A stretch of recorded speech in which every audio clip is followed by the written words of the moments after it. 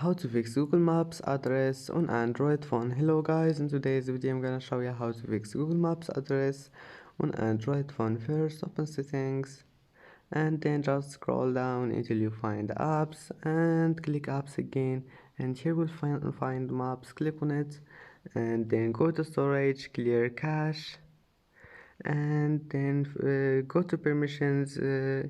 Maybe we'll find this one like that. You will find it here, location, click on it and allow, click allow, and that's it.